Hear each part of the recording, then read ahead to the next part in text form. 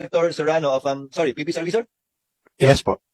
Maraming na aga po, Senator Cheese. Yes, I'm from Legazpi City and from Pilar, Sorsogon. Yes. So, apat na punto lamang po, Senator Cheese, kung mapapayagan. Una po, yung paghahanda po ng COMELEC, ganoon din ng PPCRB ay napakalalim na. Marami na yung talagang umaasa na matutuloy na po yung ating halalan sa November 2.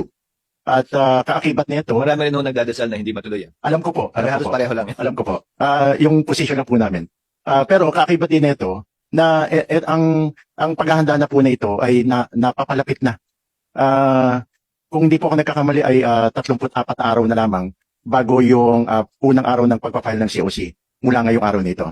Pangalawa po, yung kung pag-uusapan naman natin ay yung nabigyan ba ng sapat na panahon yung Liga ng mga Barangay at our present barangay and SK officials din, ay nabigyan na po sila ng sapat na panahon dahil sa ito po ay napagpaliban na last year.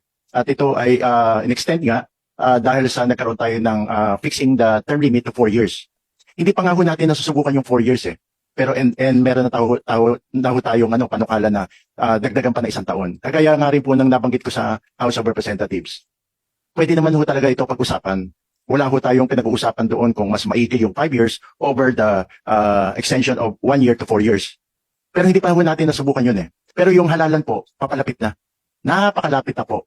At marami na rin po sa mga gustong kumandidato ang naghanda na talaga ng sobra-sobra. Pangatlong punto po, yung pong ating pinagmamalaki lagi na ako nga, lagi ko rin pinagmamalaki ito. Bilang Pilipino, pinahalagahan natin yung ating karapatang bumoto, pinahalagahan natin yung demokrasya, binibigyan natin ng pansin yung ating pag-elect ng mga opisyales mula barangay hanggang pataas. At dito po nagkakaroon ng magandang mandato yung ating pong mga namumuno sa atin hanggang sa barangay. Kaya nga maganda rin sana na huwag naman natin na payagan na i-extend pa uli dahil sa resulta nitong pagbabago uli ng term from 3 to 4 and then ngayon to 5. Pwede naman ito pag-usapan kahit na ituloy natin yung eleksyon sa November 2. At yan po ay susuportahan po namin.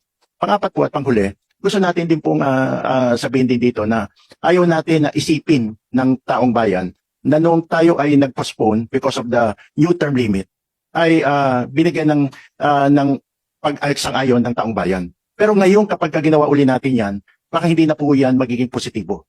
Maaring negatibo na po yung magiging idudulot nito. Kasi nga, inulit-uli natin nang malapit na eleksyon. Parang katulad din nung December 1, 2025. Masyadong malapit na rin yun eh. In fact, naghahanda na rin kami noon eh. Ang COMELEC noon, gumastos na rin talaga ng todo-todo. Pero malapit na yung halalan na bago. Ngayon, gano'n na naman uli yung pattern. Ayaw mo namin kasi malagay rin sa alanganin yung ating po mga mababatas, both houses, kung masyadong malapit tapos may nag-uusapan natin. Maganda sana kung ito ay napag-usapan earlier. Hindi ho magiging negatibo ang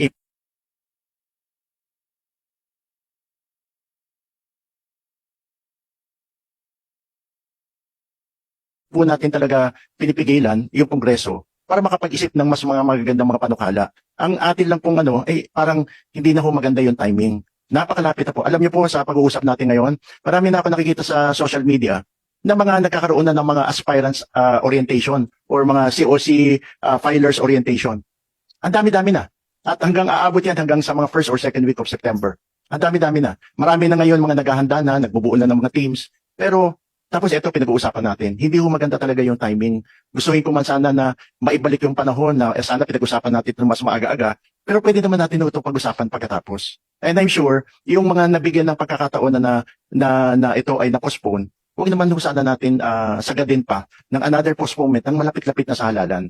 Pagpaumanin niyo po kung medyo parang nagbigay ako ng suggestion sa ating mga mababatas. Pero yun po yung amin pong